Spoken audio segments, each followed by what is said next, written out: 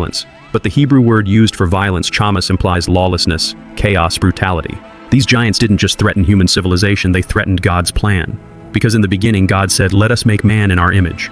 But what happens when that image is genetically hijacked? The Nephilim were not just giants, they were a direct assault on the purity of humanity. They defiled bloodlines, they erased boundaries, they infected creation with something that could not be redeemed. Noah wasn't just righteous, he was genetically untouched. Genesis 6:9 describes Noah as perfect in his generations.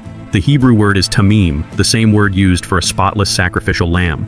This is not just about moral character, it's about purity. Noah's lineage had not been corrupted by Nephilim influence. He was the last true man, the last uncorrupted vessel through whom God could continue his covenant. And so God made a decision, a terrifying cosmic decision. I will wipe mankind from the face of the earth. Genesis 6:7.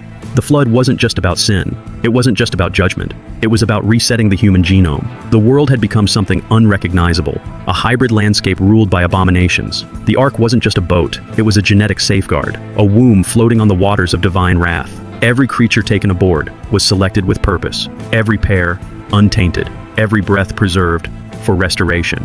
The Nephilim were wiped away. Or were they? Because Genesis 6:4 whispers something chilling, and also afterward, the Nephilim returned.